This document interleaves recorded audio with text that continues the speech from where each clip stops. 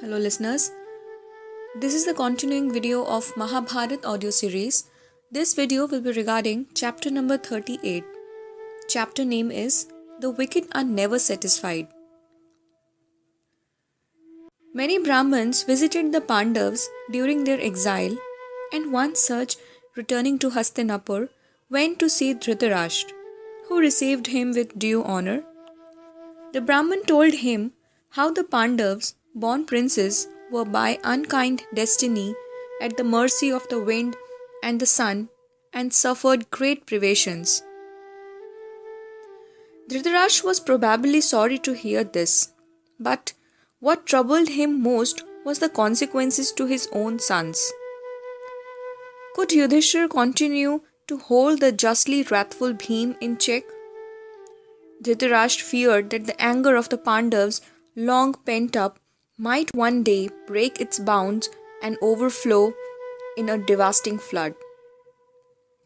The king anxiously pondered thus, Arjun and Bhim will certainly try to punish us. Shakuni, Karn, Duryodhan and the short-sighted Dushasan are perched precariously up a tree in search of a honeycomb, while below is the abyss of Bhim's anger, yawning to receive them to their destruction. The blind king pursued his thought.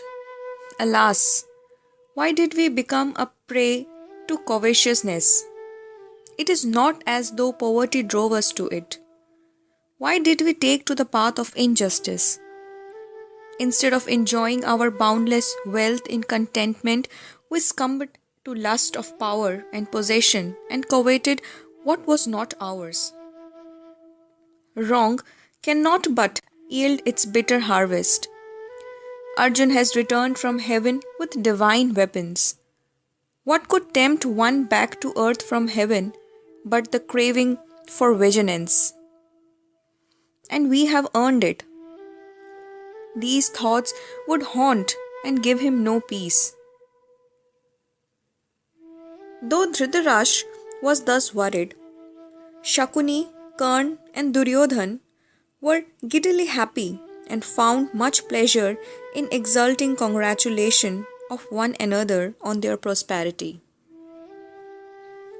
Karn and Shakuni said to Duryodhan, The kingdom which was in the hands of Yudhishthir has become ours. We need no longer burn with jealousy. Duryodhan replied, O Karn, all that is true, but would it not be a joy of joys to see with my own eyes the sufferings of Pandavas and bring their sorrow to a climax by a display of our happiness? The only way to perfect our happiness is to go to the forest and see the distress of the Pandavas. But my father will refuse permission.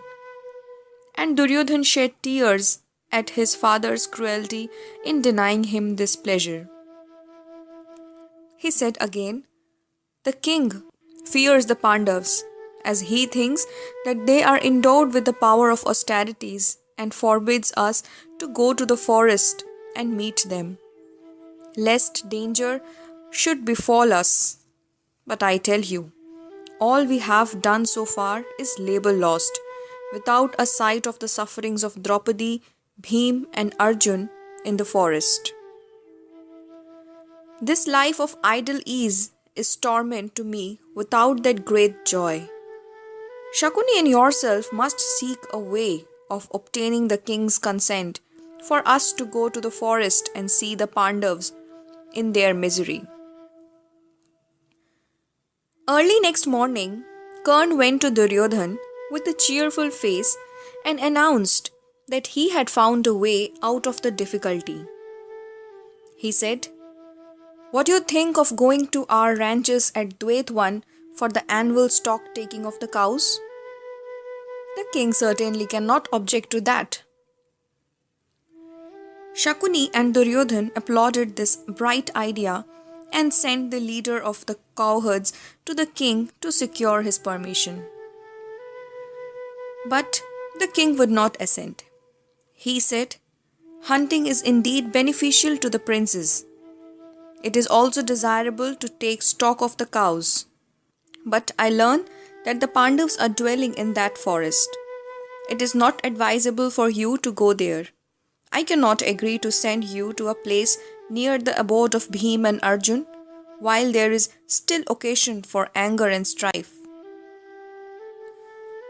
Duryodhan said, "We shall not go near them. On the contrary, we shall be very careful and avoid them." The king answered, "However careful you may be, there is danger in mere nearness.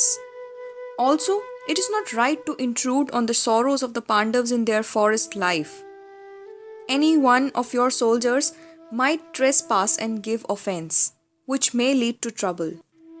Someone else can go in your stead to count the cattle." Shakuni said, "O king, Yudhishthir knows and follows the path of dharma. He has given his promise in the open assembly, and the Pandavas will follow his bidding. The sons of Kunti will not show any enmity towards us. Do not oppose Duryodhan, who is fond of hunting. Let him return after taking stock of the cows. I shall also accompany him and see to it that none of us go anywhere near the Pandavas." The king, overpersuaded as usual, said, "Well, please yourselves. A heart full of hate can know no contentment. Hate is a cruel fire which extorts the fuel on which it lives and grows." Chapter 38 finishes here. Keep listening Mahabharat in the next audio series.